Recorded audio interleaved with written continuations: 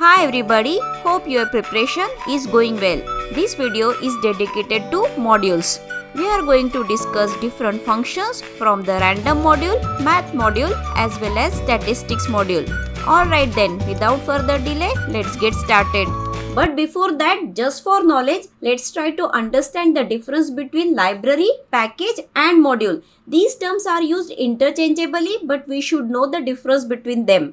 Consider a real life library. In the library, you will have many shelves. In the same way, you will have library in programming language too, which consists of different packages. And we know that shelf contains many books. In the same way, in one package, you may have many modules. Now tell me what book contains. It contains many chapters or different topics. In the same way, modules will have many functions in it. Then if we talk about the definition, library is nothing but a collection of packages. And what's the package? It is nothing but a collection of modules. And in module what you will have, generally you will have functions. Along with that you may have some variables and other details too. With the hope that it is clear to you now what is library, package, module and functions. Let's proceed with the math module. Now we know that module contains different functions. So here is list of some of the function of math module. It means all these functions are part of the module. And to use this, we must import the module first. For that we will be using import statement and then name of the module. Now with the use of module name, you can use the functions of that module. Alright, let's check out the functions now. Here is a power function which is used to calculate the power x raised to y. For calculating square root also we have one function sqrt. Make sure these functions will give the answer in the form of float.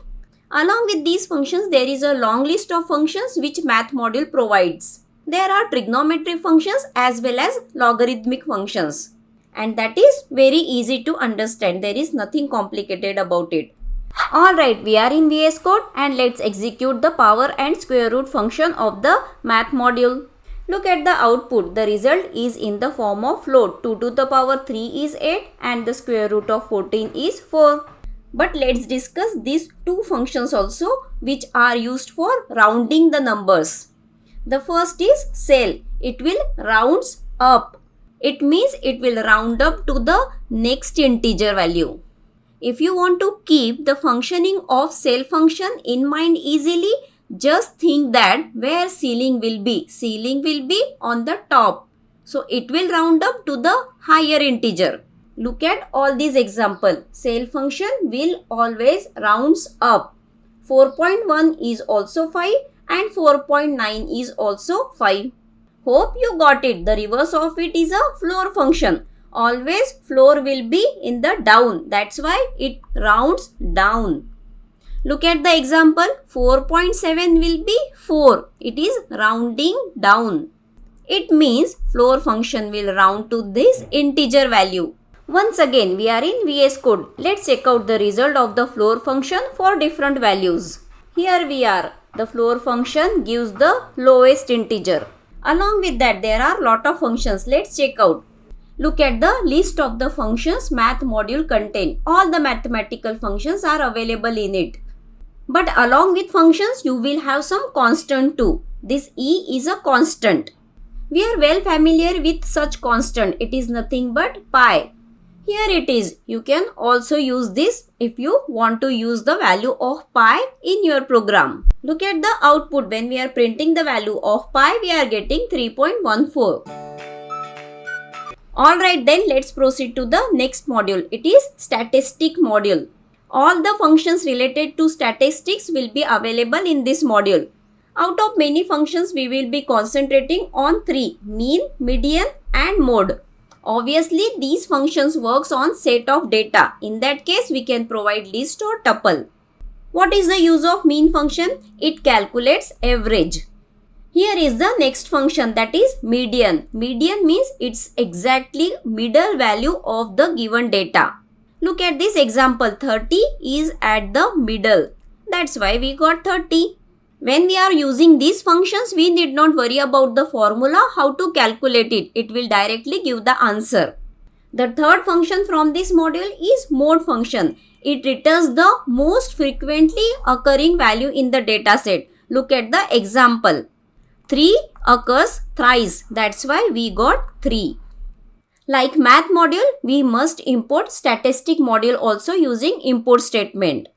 Alright, we have imported the statistics module using import statement, and here is one list on which we are going to apply these 3 functions: mean, median, mode. Let's execute and check out the output.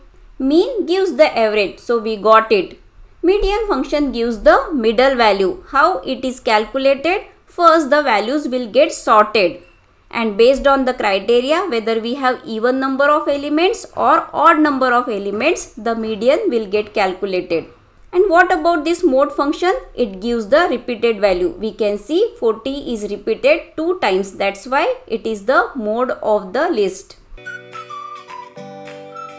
Now we are proceeding to the most important module, that is random module. From this module we are going to discuss 5 functions. The first is the random function. What it does? It gives the random number. But what type of number? It gives float. Then what's the range? The default range is 0.0 to 1. 1 is exclusive. That's why you will not get 1. Less than 1 you may get. But now you may raise a question. What if we need to provide the range?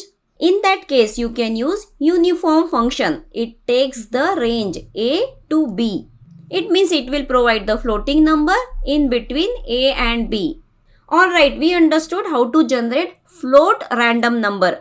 But generally, we don't go for floating point random number. We need integer. For that, we have randint function. It will obviously generate integer number in the given range. Make a note of it. It is inclusive. Inclusive means outer limit is also included in the range. Make sure you are clear with this function because we will be using it in a output based question. If you want to generate integer random number using step, then you can use randrange. Here you can provide the step value. Based on the step value, the numbers will get incremented. Look at the example. Here the step value is 2. It means the possible values will be 1, 3, 5, 7 and 9. Out of these you may get any one. Now let's discuss one more function, choice. From the given data, which can be in the form of list, tuple or string, it will choose a random element. How it will work? Look at the example. We are providing a list of string. Out of that, one random element got selected. Hey, we are in VS Code. We have imported the random module. To generate floating point random number, we have 2 functions, random and uniform. And to generate integer random number, we have randint as well as randrange. And the next function is choice, which randomly selects the item from the sequence. Let's execute this program and check the output. With random function, we got one floating point number which will be in the range from 0.0 to less than 1. But with the uniform function, we can mention our range. Randint generates one random number in the range 1 to 10. Both are inclusive. The next function is randrange function. Here we give the step value, and based on it the number will get generated. Here are the possible values. The first value will be 1, then the next value will get incremented by 3. It means it will be 4, then 7. Note that in randrange the upper limit is exclusive. Out of this, 1 is getting generated here. And the choice function will select random element from the given sequence. In this attempt, we got this fruit apple. If we execute this code again, we may get different values. Look at the values. So try out all these functions with your own values. With the hope that you got all the concepts, let's wind up today's video. In case of any doubt, drop them in the comments. And hey, don't forget to like, share and subscribe. So until next time, stay confident, keep practicing. I will see you in the next video.